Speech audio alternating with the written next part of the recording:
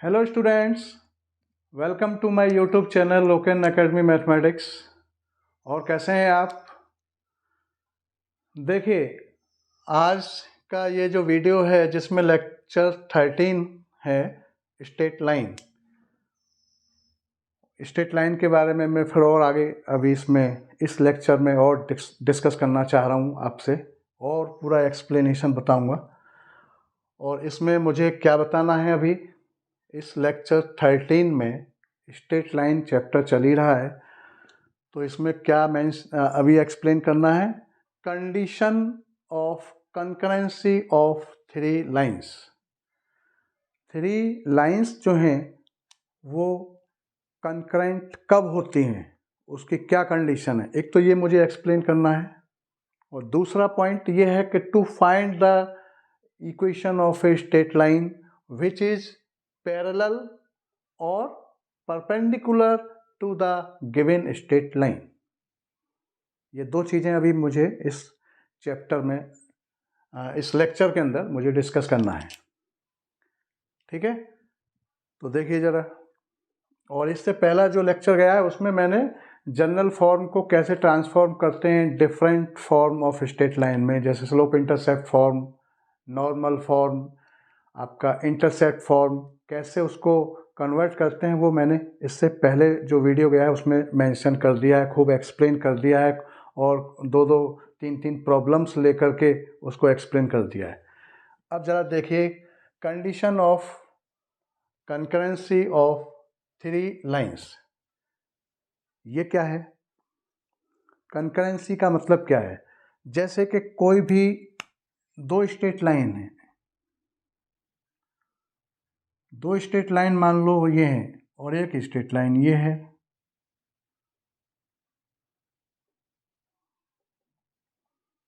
हमने कोई एक और स्ट्रेट लाइन यहाँ से इसी पॉइंट से निकाल दी,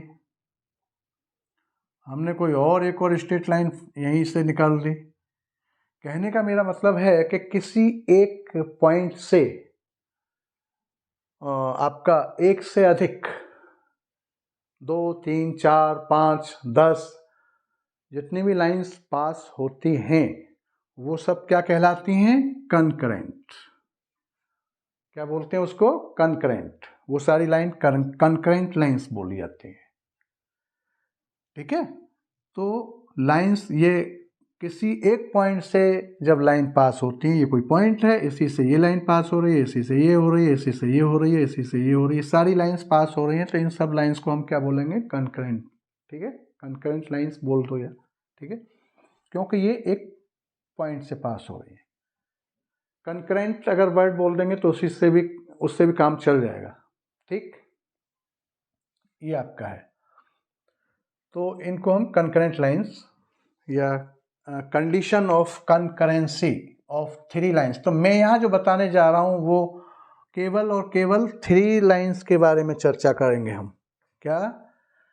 थ्री लाइंस कब कंकरेंट होती हैं ये मैं बताऊंगा अभी आपको।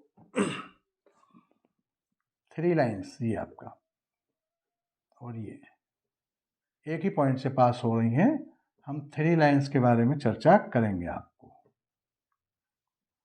ठीक, तो इसके लिए दो कंडीशन है, दो तरीके से इस बात को प्रूफ किया जा सकता है। एक तो है डिटर्मिनेंट मेथड। एक डिटर्मिनेंट है और उसकी वैल्यू अगर 0 आ जाती है तो हम ये कह सकते हैं कि ये तीनों लाइंस जो हैं वो कंकरेंट हैं। ठीक है, और 0 वैल्यू नहीं आती है डिटर्मिनेंट की तो लाइन कंकरेंट नहीं है, सिंपल सा।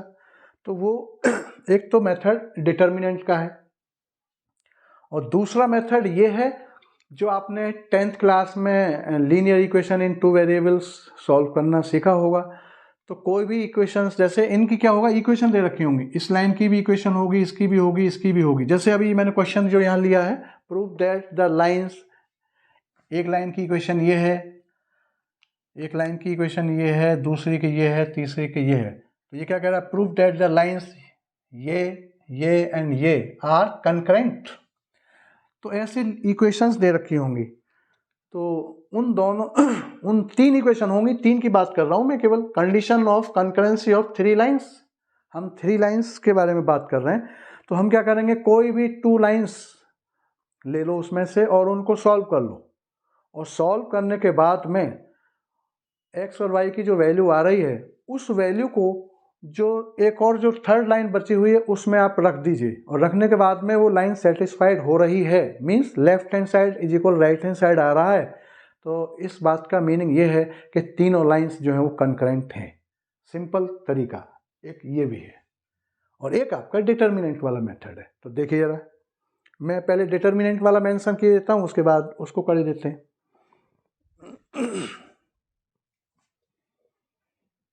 तो देखिए, डिटर्मिनेंट के लिए एक आपको फॉर्मूला याद करना होगा, बहुत सिंपल है। सपोज करो वो जनरल फॉर्म में मैंने स्ट्रेट लाइंस की इक्वेशन ऐसे लिख दी कि जैसे 3 लाइंस जो है वो कैसी हैं, ऐसी हैं। सपोज करो a1x plus b1y plus c1 is equal 0, ये कोई पहली लाइन है। a2x plus b2y plus c2 is equal 0, ये दूसरा लाइन है। और एक है a3x plus b3y plus c3 is equal 0, ये आपका तीसरा लाइन है। मतलब इस टाइप से ये एक स्टैंडर्ड फॉर्म, जनरल फॉर्म में ऐसी तो इक्वेशन को लिखते हैं हम, इज इक्वल 0 करके लिखना है। अगर इज इक्वल 0 नहीं है तो आपको पहले इस फॉर्म में लिखना होगा लाइन को, ये भी ध्यान रखना है आपको। तो जब मान लो इस टाइप की लाइन है तो कंकरेंसी प्रूफ करने के लिए हमें क्या करना है, एक डिटर्मिनेंट लेना है, और वो डिटर्मिनेंट रहेगा जैसे इस टाइप का a1 b1 c1, मीन्स पहली जो लाइन है उसमें x y के कोफिशिएंट a1 b1 और कांस्टेंट टर्म, इनको रो वाइज लिख दीजिए, डिटर्मिनेंट में रो वाइज लिख दीजिए। सिमिलरली आपका जो सेकंड लाइन है उसके कोफिशिएंट को ऐसे लिख दो, a2 b2 और c2 रो वाइज। ऐसे ही थर्ड वाला a3 b3 और आपका c3, ये रो वाइज लिख दिया बस। अब ये डिटर्मिनेंट है, ये क्या है, 3 रोज हैं और 3 ही इसमें कॉलम है। तो अब इसको सॉल्व करना है, सॉल्व करना मैंने पहले भी बताया है, और इसका जब चैप्टर हम लेंगे तो और इसको डीपली समझा देंगे। तो वैसे इसको सिंपल इसको सॉल्व करने का तो मैंने 2 तरीके बताए थे, एक सेरस डायग्राम भी बताया था, तो उससे आप कर सकते हैं इसको। तो देखिए जरा, तो सपोज करो ये ऐसे ये क्वेश्चन दे रखा है कि prove that the lines 3x plus Y minus 14 और आपका x minus 2y is equal 0, और एक आपका ये, तो ये तीनों लाइंस जो हैं वो आपका क्या है, कंकरेंट हैं क्या, इस बात को प्रूफ करिए। प्रूव दैट द लाइंस ये एंड ये आर कंकरेंट, ये प्रूफ करना है। तो देखिए जरा, तो जैसे पहली लाइन में ये आपका 3 क्या है, जैसे इसको मान लो फर्स्ट लाइन मान लो, जैसे सपोज करो तो a1 b1 c1 a2 b2 और c2, यहाँ कुछ नहीं है तो 0 होगा, कुछ नहीं है, c की वैल्यू नहीं है तो 0 रख सकते हैं, और यहाँ a3 b3 और c3, ये वैल्यू यहाँ पुट करना है बस आपको। ठीक है, तो देखें जरा कैसे हो जाएगा। तो मैं यह लाइन को यहाँ एक बार और लिख देता हूँ आपके सामने, और वो क्लियर हो जाएगा। ठीक है, तो ये तो एक आपका इस टाइप की इक्वेशन जनरल फॉर्म में होंगी, और उस टाइप का एक जनरल ये फॉर्मूला है डिटर्मिनेंट का। अब ए बी सी ये तो आर्बिट्रेरी कांस्टेंट है ना, इनकी वैल्यू बदलती रहती है, और ये जो कांस्टेंट रहते हैं यहाँ पर 14 है, 4 है, ये सब एब्सोल्यूट कांस्टेंट रहते हैं। एब्सोल्यूट मीन्स जिसकी वैल्यू चेंज नहीं हो सकती। 4 को हम और क्या लिख सकते हैं, 4 ही लिखा जाएगा। ठीक है, देखिए क्या है ये आपका लाइन, ये आपका, ये मैं यहाँ लिख देता हूँ जैसे 3x plus Y minus 14 is equal 0, पहली लाइन। दूसरी x माइनस 2y और प्लस का c नहीं है तो 0 इज इक्वल 0, ऐसा शो कर सकते हैं आप। और 3x minus 8y plus 4 is equal 0, ये लाइन है। तो देखिए इसमें कोफिशिएंट ये a1 b1 c1, दूसरा a2 b2 c2, फिर a3 b3 c3, ये कोफिशिएंट इसमें पुट कर दीजिए डिटर्मिनेंट में। देखें जरा क्या हो जाएगा, क्या हुआ, ये आपका 3 और 1 और आपका माइनस का 14, देखने जरा, और ये आपका 1 माइनस 2 0, और ये 3 माइनस का 8 और ये आपका 4, ऐसा हो गया। अब इसको सॉल्व करने के लिए सेरस डायग्राम हमने क्या बताया था, बहुत आसान बताया था। ये वैल्यू हमने इसमें पुट कर दी। हमने क्या बताया था कि ये C1 और C2 ये पहले जो 2 कॉलम हैं इनको एक बार और लिख दीजिए, ये बताया था।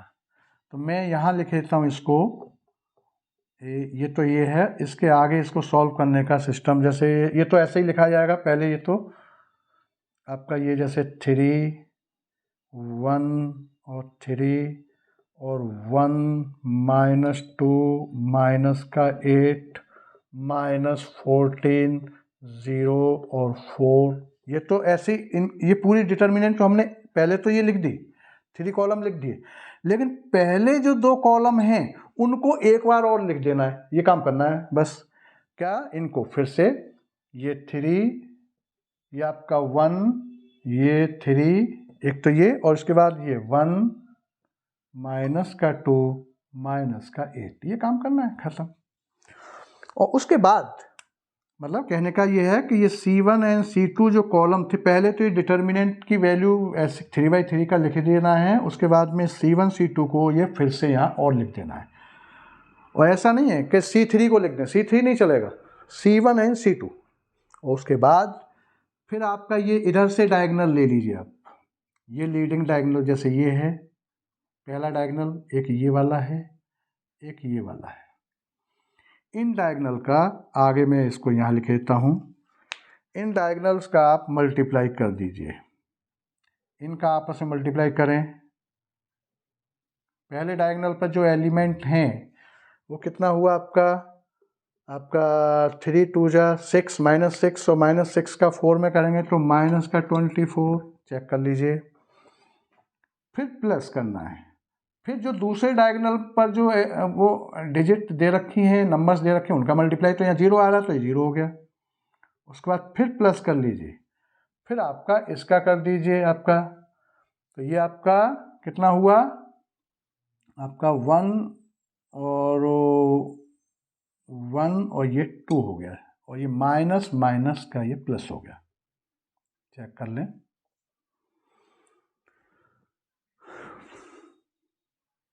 ठीक है ना,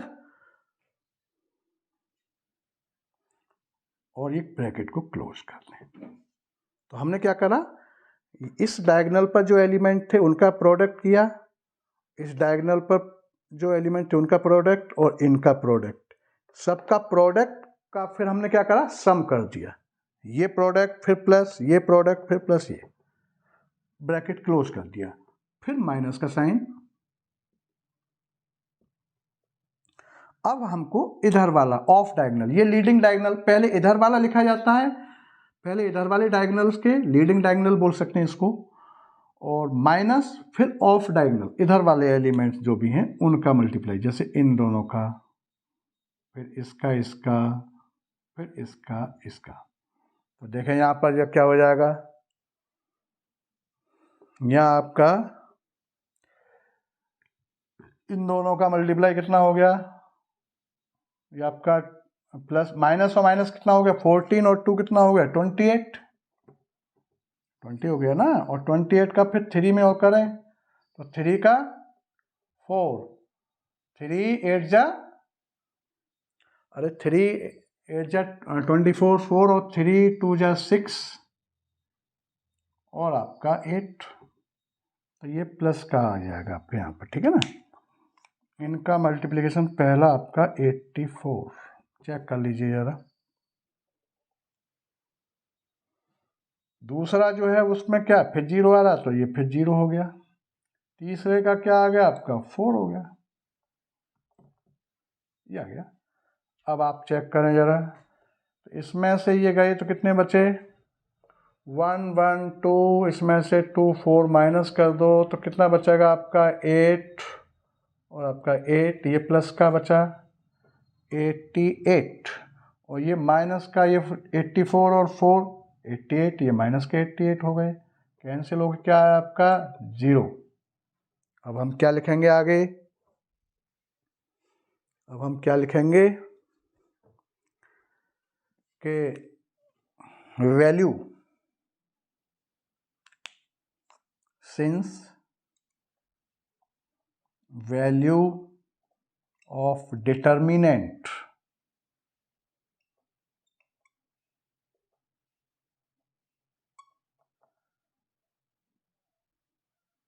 is 0,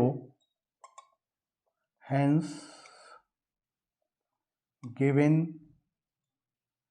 lines are concurrent. बस hence proved. ये काम करना था.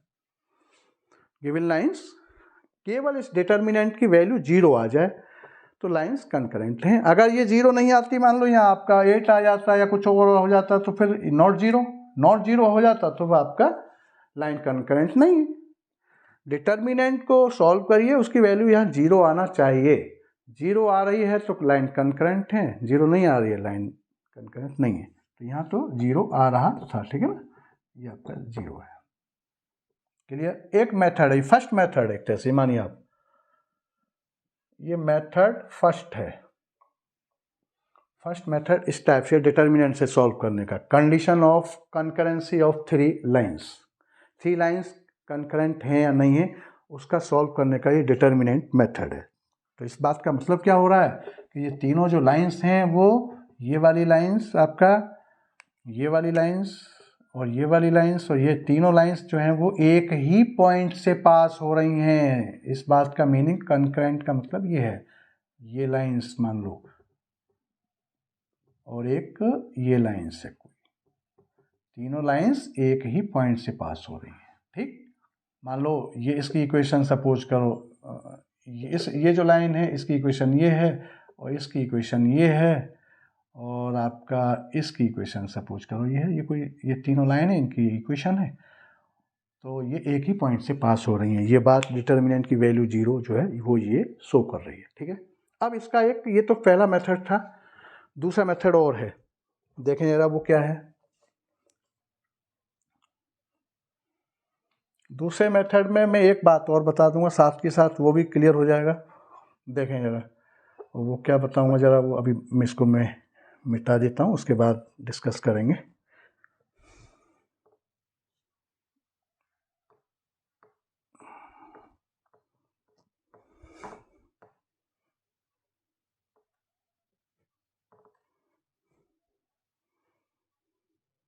देखिए दूसरा क्या है मेथड.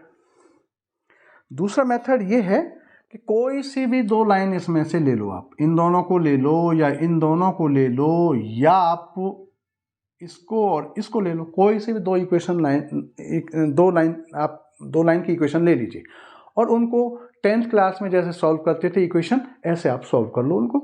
ये काम करना है. जैसे मैंने मान लो ये फर्स्ट है, ये सेकंड इक्वेशन है, ये आपका थर्ड है, तो मैंने क्या करा, फर्स्ट सेकंड ले ली सपोज करो. टेकिंग फर्स्ट एंड सेकंड, तो आपका इनको सॉल्व करना है. मतलब जैसे 10th क्लास में जो सॉल्व करते थे, इन दोनों इक्वेशंस को सॉल्व करना है. और सॉल्व करने के बाद में आपका x की वैल्यू कुछ आएगी और y की वैल्यू भी कुछ आएगी न्यूमेरिकल. और जो वैल्यू आएगी उसको फिर जो 2 हमने इक्वेशन सॉल्व की थी उसके अलावा जो बची हुई इक्वेशन है उसमें उस वैल्यू को रख देना है. और रखने के बाद में अगर वो लाइन की इक्वेशन को वो सेटिस्फाइड कर रही है value, means left hand is equal right hand है, तो ये बात भी यही शो करती है कि तीनों लाइंस जो हैं वो एक ही पॉइंट से पास होती हैं या 3 लाइंस आर कंकरेंट.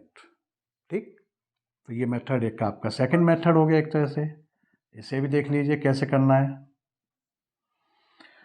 मैंने इक्वेशन ये लिया 3x और प्लस का y और -14 इज इक्वल 0 और आपका x -2y और ये प्लस का 0 जो भी है, 0 लिखो मत लिखो या कोई ज़रूरत नहीं है. ठीक है. ये हो गया. देखिए जरा, तो मुझे इन दोनों इक्वेशंस को सॉल्व करना है. कोफिशिएंट इक्वल करके कर लो, क्रॉस मल्टीप्लिकेशन मेथड वो है, कोई सा भी कर लो. तो मैंने इसके कोफिशिएंट इक्वल कर दिए. सपोज करो मैंने इसमें 2 का मल्टीप्लाई कर दिया पहली वाली में, देखो यहाँ माइनस का 2 है और ये प्लस का 2y हो जाएगा, ये माइनस का 2y, तो साइन भी नहीं चेंज करना पड़ेगा, ये आसान हो गया। या आप 3 से भी कर सकते थे, यहाँ 3x है तो यहाँ 3 का फिर नीचे वाली मल्टीप्लाई करना पड़ता और साइन भी चेंज करना पड़ता, लंबा काम हो रहा था। तो ये ज़्यादा आसान लग रहा है। तो देखिए ज़रा, तो ये क्या हो जाएगा आपका 6x, 3 2 या 6x और प्लस का 2y और माइनस का 28 बराबर 0, और ये आपका x माइनस का 2y बराबर का आपका इसको 28, और इसको ऐसा करो बराबर 0 क्यों, इसको ये ऐसा भी लिख सकते हैं, खत्म मामला, बराबर 28 लिख दिया मैंने, माइनस को इधर कर दिया, और यहाँ बराबर ये 0। ये एडिंग पर ही, केवल एडिंग पर ही कैंसिल हो रहा है, क्योंकि opposite sign and same coefficient वाले कैंसिल होते हैं। ये 7x इज इक्वल टू 28, तो x is equal to 28 upon में 7 से कैंसिल हुआ 4, तो x की वैल्यू क्या आया आपका 4। अब x की वैल्यू को आप इसमें रख दो सेकंड वाली में, तो x minus 2y is equal 0, तो इसमें 4 माइनस 2y इज इक्वल 0, तो 2y इज इक्वल 4, तो y इज इक्वल आपका ये 2 आ गया, y इज इक्वल 2 आ गया। देखिए अब यहाँ एक बात और मुझे समझाना है, वो क्या है, इसी यहीं समझ में आ जाएगा वो, कि कभी भी 2 लाइंस की इक्वेशन दे रखी हैं, क्या दे रखी हैं, 2 लाइंस की इक्वेशन, ठीक है ना, और तो वो आपसे ये पूछ रहा है कि 2 लाइंस की इक्वेशन दे रखी हैं, वो ये कह रहा है कि इनका इंटरसेक्शन पॉइंट निकालो। मतलब ये कोई लाइन है, जैसे हम निकाला, हमने अभी 2 लाइंस ले ली, इन दोनों लाइंस का intersection point, intersection point means जहां वो दोनों कट कर रहे हैं, जैसे इस टाइप से कट कर रहे हैं, पैरेलल लाइंस नहीं होंगी वो, ठीक है ना, जैसे ये लाइंस हैं आपका और ये लाइंस हैं, तो इन दोनों लाइंस, जैसे अभी हमने सॉल्व किया, तो इन दोनों का इंटरसेक्शन पॉइंट निकालिए, पॉइंट ऑफ इंटरसेक्शन क्या होगा। तो बस अभी जो मैंने काम यहाँ किया है कि इन दोनों लाइंस की इक्वेशन को आप सॉल्व करके x और y की वैल्यू निकाल दो, वही इनका इंटरसेक्शन पॉइंट हो गया, मीन्स 4 और 2, खत्म मामला। ये आंसर हो गया इसका। एक आंसर ये यहाँ भी हो गया कि अगर 2 लाइंस दे रखी हैं उनका इंटरसेक्शन पॉइंट निकालना है, ठीक है ना, पॉइंट ऑफ इंटरसेक्शन अगर फाइंड करना है, 2 लाइंस दे रखी हैं, तो आप उन दोनों लाइंस की इक्वेशंस को सॉल्व कर दीजिए और x और y की जो वैल्यू निकल के आ रही है वही उसका इंटरसेक्शन पॉइंट हो जाएगा उन दोनों लाइंस का। तो एक तरह से ये मानिए कि ये 2 जो लाइंस हैं इन दोनों का ये एक इंटरसेक्शन पॉइंट हो गया। पहली बात तो ये समझ लें। अच्छा, अब क्लियर हो गया, ये बीच में इस बात को मैंने समझा दिया। अब क्या है कि ये 2 लाइंस हमने ली थी, कौन कौन सी ली थी, ये वाली ली थी दोनों लाइंस, ये ली थी दोनों, ये वाली दोनों लाइंस ली थी, ये वाली, ये दोनों लाइंस हमने ली थी, ठीक है ना, दोनों लाइंस का इंटरसेक्शन पॉइंट आ गया ये। अब हमें क्या करना है, जो इंटरसेक्शन पॉइंट जो x और y की जो वैल्यू आई है इसको आप थर्ड लाइन में रखिए आप, और थर्ड लाइन में अगर वो वैल्यू जो है सेटिस्फाइड करती है, पुट, यहां पर ये लिख दो आप जरा इसको, पुट द वैल्यू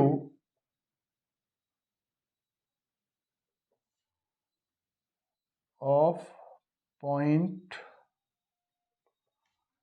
या put the value of point, या पुट द कोऑर्डिनेट, ऐसा लिख दो यहाँ पर, ऐसे क्या, या ऐसा लिख दो आप जो है, put the value of x and y in third, ऐसा लिख दीजिए, सबसे बेस्ट। देखें जरा, तो 3x माइनस का 8y प्लस का 4 is equal 0, clear. 3 into x की वैल्यू कितनी है, हमारा ये पॉइंट कितने हैं, ये यहाँ पर 4 और 2, ये x की वैल्यू होती है और ये y की वैल्यू होती है किसी पॉइंट की।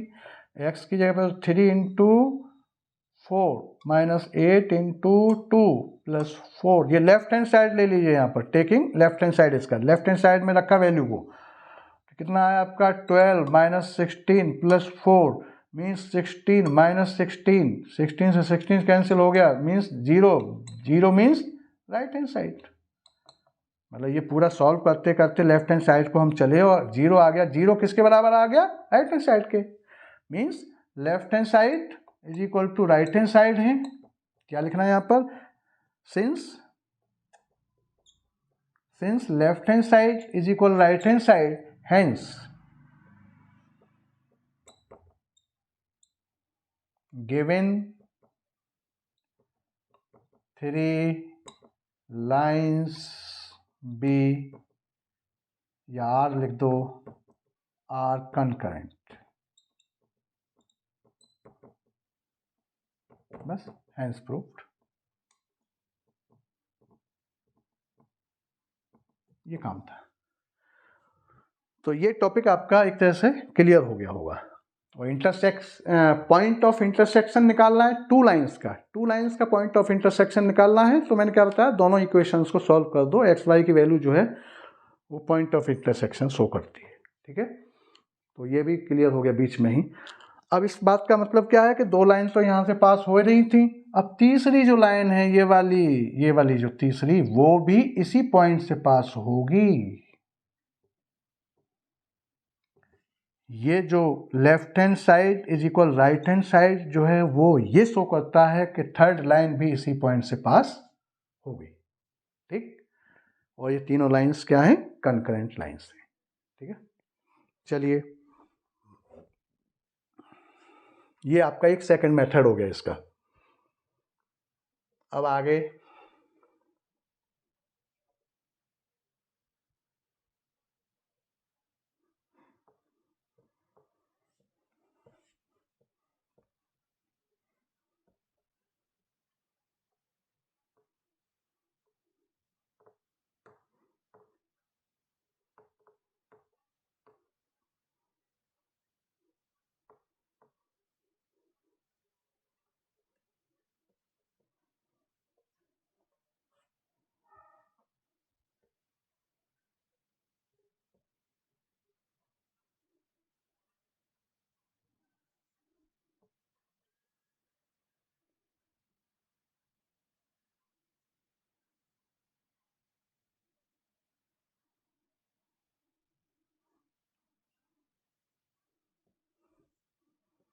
देखिए, तो ये टॉपिक जो था condition of concurrency of three lines, ये क्लियर हो गया। तो इसके दो मेथड हमने आपको अभी मेंशन कर दिए। अब इसके बाद इसको समझिए जरा, ये क्या है, इसको और मैं एक्सप्लेन किया देता हूँ आपको।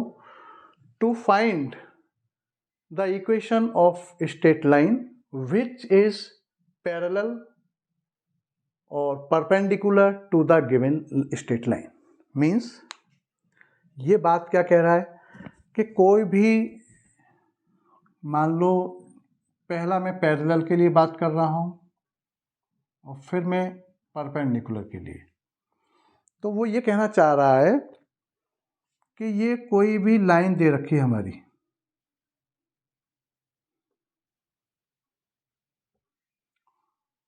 फॉर पैरेलल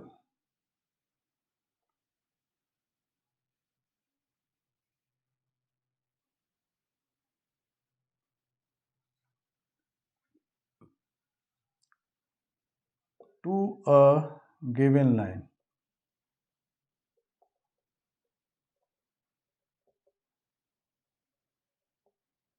कोई लाइन है, ठीक है ना, तो ये पैरेलल है, parallel to the given line. ठीक है, मान लो ये कोई गिवन लाइन है, ऐसा है, देखो ये कोई गिवन लाइन है और इसकी कोई इक्वेशन दे रखी है। गिवन लाइन मीन्स उसकी इक्वेशन होगी। सपोज करो कोई भी इक्वेशन मान लीजिए आपका, जैसे कि 2x minus Y is equal आपका 1, ये इसकी इक्वेशन है। कोई भी, और 4 मान लो या कुछ मान लो, ये कोई गिवन लाइन है। क्लियर, ये क्या है, कोई गिवन लाइन है जिसकी इक्वेशन दे रखी है। अब हमें क्या करना है कि इस गिवन लाइन के पैरेलल जो लाइन है इसकी इक्वेशन हमको फाइंड करना है, इसकी इक्वेशन हमको फाइंड करना है। ये क्वेश्चन मार्क मीन्स इसकी इक्वेशन हमको फाइंड करना है। एक फिर से समझ लें, कोई भी आपका एक स्ट्रेट लाइन दे रखी है जिसकी इक्वेशन दे रखी है। स्ट्रेट लाइन दे रखी है मतलब गिवन लाइन है, मीन्स उसकी इक्वेशन दे रखी है। अब उस स्ट्रेट लाइन के पैरेलल मुझे कोई दूसरी स्ट्रेट लाइन की इक्वेशन फाइंड करना है जबकि कोई कंडीशन दे रखी होगी, जबकि जो दूसरी स्ट्रेट लाइन जिसकी इक्वेशन फाइंड करना है वो किसी पॉइंट से पास होती है। सपोज करो 1 और 2 पॉइंट है, यहाँ पर P कोई पॉइंट है, तो इसकी इक्वेशन कैसे निकालेंगे हम, उसका मेथड समझ लीजिए। तो क्या, parallel, for parallel to a given line, ठीक है ना। फाइंड द इक्वेशन, यहां भी लिख सकते हैं, to find equation of line which is parallel, ऐसे लिख दो इसको, विच इज पैरेलल टू, ये आपका, ये पहला आपका जो टाइप बता रहा हूं वो है आपका पहला टाइप, फर्स्ट टाइप। ऐसे लाइन नहीं ड्रॉ करते, इसको ऐसे लिख दीजिए, ठीक। फर्स्ट टाइप क्या है कि to find the equation which is parallel to the given line. तो गिवन लाइन हमारी ये थी, इसकी इक्वेशन थी, इसी के पैरेलल हमें कोई दूसरी स्ट्रेट लाइन है, उसकी इक्वेशन निकालना है जो किसी पॉइंट से पास होती है। ये कंडीशन ऐसे जरूर दे रखा होगा, जब भी निकलेगा, किसी पॉइंट दे रखा होगा या कुछ और दे रखा होगा क्वेश्चन में, जैसे मैंने ये पॉइंट मान लिया। तो हम कैसे निकालते हैं, तो देखिए, जो ये इस इक्वेशन जो गिवन लाइन है उसकी जो इक्वेशन है उसी को लेके चलेंगे हम, और इसकी इक्वेशन हम निकाल देंगे। तो देखो जरा, तो इक्वेशन हम इसकी निकालेंगे, किसकी, इसकी गिवन लाइन जो आपका जिसकी इक्वेशन है, कैसे निकलेगी, सॉल्यूशन देखें जरा इसका। तो equation of line which is parallel to the given line क्या हो जाएगी, इसी को कन्वर्ट करना है। इसका ये जो पोर्शन है लेफ्ट हैंड साइड वाला, वो ऐसे कैसे लिख दो, इज इक्वल, और ये जो कांस्टेंट दे रखा है इसकी जगह पर आप लैम्डा यूज कर दो या के यूज कर दो, कोई भी एब्सोल्यूट कांस्टेंट यूज कर दीजिए। इस एब्सोल्यूट कांस्टेंट को हटाना है, उसकी जगह पर एब्सोल्यूट कांस्टेंट लगाना है, और जो इक्वेशन का जितना भी पार्ट है उसको सेम उतार देना है।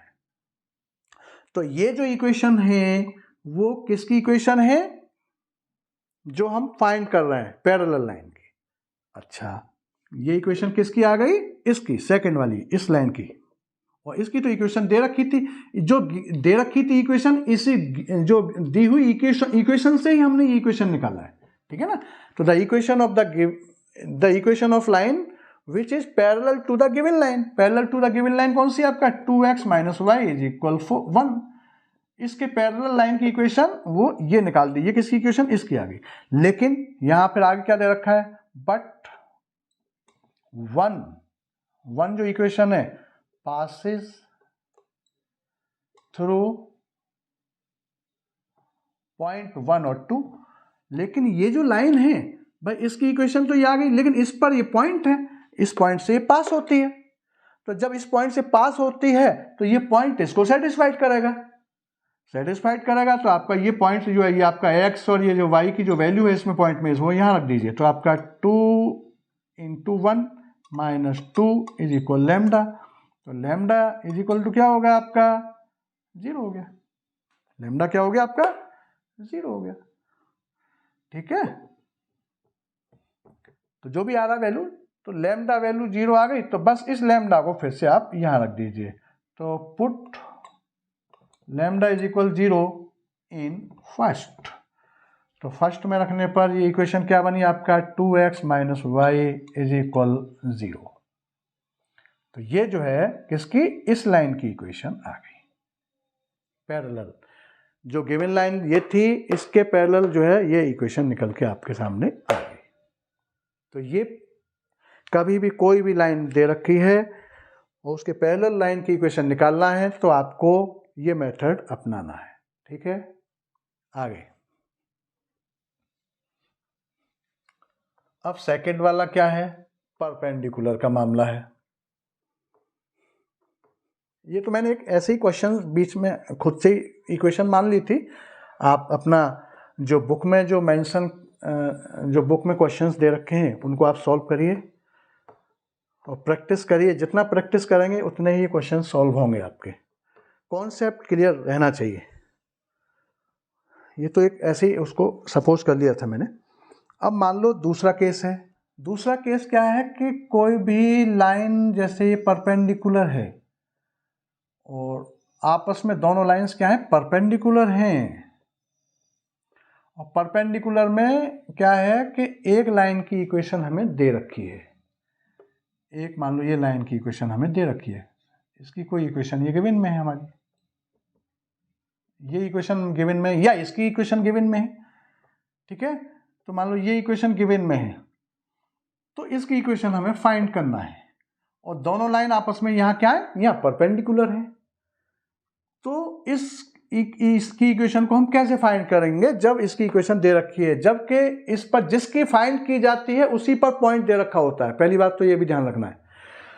और इस पर कोई पॉइंट हमारा मान लो दे रखा है आपका 1 और -3, ये कोई पॉइंट दे रखा है, कोई मान लिया हमने पॉइंट। तो हम कैसे करेंगे, तो देखिए जरा। और सपोज करो हमने इस लाइन की इक्वेशन जो है वो हमने कोई मान ली, और मान ली क्या, हम जैसे कोई क्वेश्चन लिए लेते हैं इसमें से, और बार बार क्या मानना, ठीक है। जैसे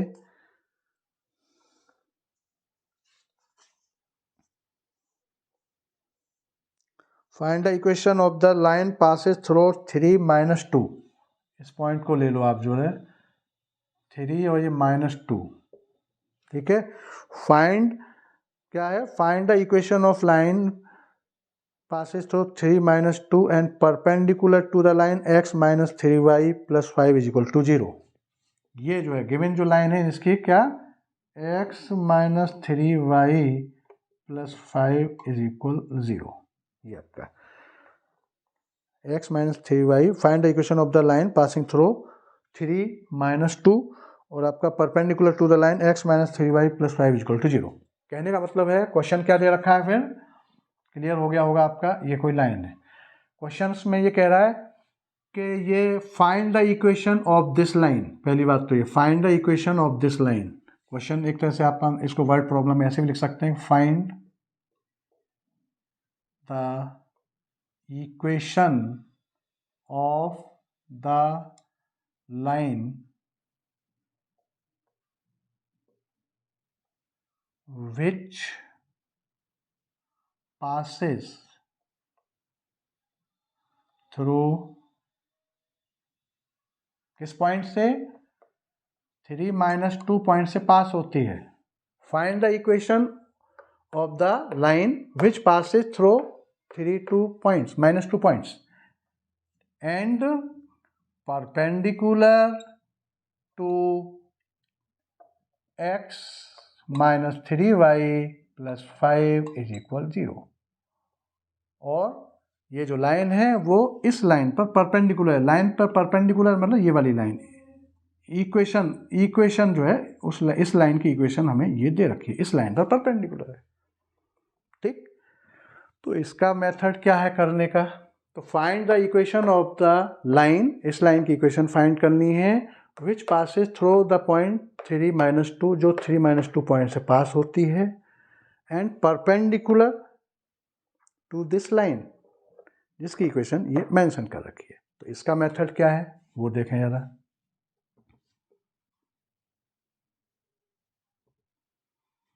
देखिए सॉल्यूशन इसका, equation of line, equation of a line, of the line लिख दो, ऑफ अ स्ट्रेट लाइन लिख दीजिए आप। Equation of a straight line which passes through किससे, 3 - 2 points, which passes through this point and perpendicular to X minus 3y plus 5 is equal to 0 is क्या होगी? जैसे मैंने पैरेलल में वो लाइन ली थी ना, इसी तरीके से इसी लाइन से मैं इसकी परपेंडिकुलर लाइन की भी इक्वेशन निकालूंगा, लेकिन यहाँ थोड़ा सा हमें काम कुछ और करना पड़ेगा, ये बात समझ लीजिए। वहाँ क्या करा था पैरेलल में कि जो है केवल जो कांस्टेंट था ना उसकी जगह पे लैम्डा रखा था, और एक्स और वाई वाले टर्म में कोई चेंज नहीं किया था। एक्स एंड वाई के जो टर्म हैं उनमें मैंने कोई चेंज नहीं किया था, और जहाँ कांस्टेंट टर्म था वहाँ पर लैम्डा रख दिया था। तो वो इक्वेशन जो है ना वो पैरेलल लाइंस जिसकी हम फाइंड करना चाह रहे थे, पैरेलल लाइंस की इक्वेशन आ गई थी। जिस पैरेलल लाइंस को हम फाइंड करना चाह रहे थे जो गिवन लाइंस के पैरेलल थी, उसकी इक्वेशन ऐसे निकाली थी वहाँ। लेकिन यहाँ हम अब इस लाइन पर जो गिवन लाइन है ये है, और इस पर जो परपेंडिकुलर लाइन की इक्वेशन निकालना चाह रहा हूँ, तो यहाँ थोड़ा सा काम कुछ मुझे और करना पड़ेगा। यहाँ क्या करना पड़ेगा कि यहाँ पर x का जो कोफिशिएंट है और y का कोफिशिएंट है, इनको हमें इंटरचेंज करना पड़ेगा। x का कोफिशिएंट y को देना होगा, y का कोफिशिएंट x को देना होगा। पहला तो ये काम करना है। तो देखिए जरा, तो ये 3 और x और आपका ये माइनस और ये y, और जो कांस्टेंट टर्म है वहाँ पर जो पैरेलल में किया था वो काम यहाँ भी करना है, वो लैम्डा रखना होगा, वो तो सेम है। जो कांस्टेंट 5 है तो यहाँ, अब constant plus 5 is equal to 0 है तो plus lambda is equal to 0 लिखेंगे हम, और अगर ये 5 इधर है इज इक्वल 5 है तो इज इक्वल लैम्डा लिख देंगे। ठीक है, ये भी ध्यान रखना है, जिस पोजीशन में यहाँ है उसी तरीके से यहाँ उसको ऐड कर दीजिए। अच्छा, तो हमने क्या कोफिशिएंट चेंज कर दिए। दूसरा काम एक ये करना है कि अगर इन दोनों x और y के कोफिशिएंट जो है अगर x और y के पहला काम क्या करना है, x और y के कोफिशिएंट हमने इंटरचेंज कर दिए, पहला काम हो गया। दूसरा काम ये है कि अगर x और y जो टर्म हैं इनके जो कोफिशिएंट्स के साइन अगर अपोजिट हैं तो उनको सेम कर दो। क्या अपोजिट है तो सेम कर दो, और सेम है तो अपोजिट कर दो, ये काम और करना है। मीन्स कोफिशिएंट जो है एक्स और वाई के जो कोफिशिएंट हैं, या एक्स और वाई जो टर्म कह सकते हैं, उनके जो साइन अगर सेम साइन के हैं दोनों तो अपोजिट कर दो, और अपोजिट हैं तो सेम कर दो, ये काम करना है। तो यहाँ क्या है, देखिए यहाँ प्लस साइन है और ये माइनस साइन है, तो यहाँ साइन कैसे हैं, अपोजिट हैं, तो हम क्या करेंगे, सेम कर दिया, खत्म, मामला हो गया। और सेम का मतलब ऐसा है कि आप ये मैंने प्लस प्लस कर दिया, ये प्लस दोनों सेम हो गए, या आप दोनों को माइनस माइनस भी कर सकते हैं। सेम करना है, सेम वर्ड है, ये नहीं है कि प्लस प्लस में ही करना है, माइनस में भी कर सकते हैं आप। क्लियर हो गया? तो क्या बोला मैंने, यहाँ पर जो कांस्टेंट है उसकी जगह पर तो लैम्डा रखना ही है, वो पैरेलल में भी रखा था, और उसके अलावा एक्स और वाई के जो कोफिशिएंट हैं उनको इंटरचेंज करना है, और एक्स और वाई जो टर्म है उनके साइन अगर अपोजिट हैं तो सेम करना है, और अगर सेम साइन है तो अपोजिट करना है, ये काम करना है। तो देखिए यहाँ अपोजिट साइन था तो मैंने सेम कर दिया, ये भी प्लस ये भी प्लस, बस। तो ये इतना आपको करना पड़ेगा। ये इक्वेशन किसकी आ गई, इस लाइन की, परपेंडिकुलर लाइन की। लेकिन फिर से वही कंडीशन, तो पॉइंट तो रखना पड़ेगा, जब भी तो लैम्डा आएगा, कोई ना कोई कंडीशन होगी। बट इसको नंबर डाल दो, बट 1 पासेस थ्रू पॉइंट क्या आपका 3 और -2, इस पॉइंट से पास होती है, तो इस पॉइंट को यहाँ रखिए। तो 3 इंटू 3 प्लस ये माइनस हो जाएगा, माइनस का y माइनस का 2 रखना है ना यहाँ पर, ये आपका 3 यहाँ और ये y, और प्लस का लैम्डा इज इक्वल 0। तो ये 9 minus 2 plus lambda is equal 0, लेकिन लैम्डा इज इक्वल ये 7 जा गया, चेक कर लीजिए। ठीक, 3 इंटू 3 और माइनस का 2, ये पॉइंट्स रख दी, एक्स की वैल्यू यहाँ रख दी और ये रख दी, ये 3 3 9 हो गया। और चेक कर लें कैलकुलेशन कहीं मिस्टेक ना हो जाए, कभी कभी हो जाता है प्लस माइनस में, किसी से भी हो सकता है, हमसे भी हो सकता है मिस्टेक का, इसलिए ज़रा अलर्ट होकर क्वेश्चंस को सॉल्व करना चाहिए। ठीक है ना, तो 3 3 9 हो गया, और ये आपका माइनस का 2। ठीक है, तो देखो मिस्टेक हो रही है ना, ये आपका लैम्डा प्लस आपका ये 7 इज इक्वल 0, अभी लैम्डा इधर है ना, ये भी इधर ही है, तो लैम्डा इज इक्वल -7 आया। हो रहा था ना मिस्टेक, ठीक है भाई। ये 9 - 2 प्लस का 7 और लैम्डा ये, तो लैम्डा 7 को इधर ले जाएंगे -7। अब इस लैम्डा की वैल्यू को आप यहाँ पुट कर दीजिए, तो put lambda is equal to -7 in first, तो 3x प्लस वाई माइनस का 7 इज इक्वल 0। ये आंसर आपका हो गया। ये किसकी इक्वेशन आ गई? ये परपेंडिकुलर लाइन की, 3x plus Y minus 7 is equal 0, ठीक है, ये इसकी इक्वेशन आ गई। तो इस टाइप से आपको ये क्वेश्चन सॉल्व करने हैं। तो ये कंकरेंसी वाला मामला क्लियर हो गया। और किसी भी लाइन के पैरेलल कोई लाइन है, कोई एक लाइन दे रखी है, उसकी इक्वेशन दे रखी है, लाइन दे रखी है मीन्स इक्वेशन दे रखी है, उसकी इक्वेशन दे रखी होगी, लाइन वर्ड लाइन ही दे रखा होता है जनरली। तो किसी लाइन की इक्वेशन दे रखी है या लाइन दे रखी है, और उसी के पैरेलल हमें किसी दूसरी लाइन की इक्वेशन फाइंड करना है जिस पर कोई पॉइंट दे रखा हो।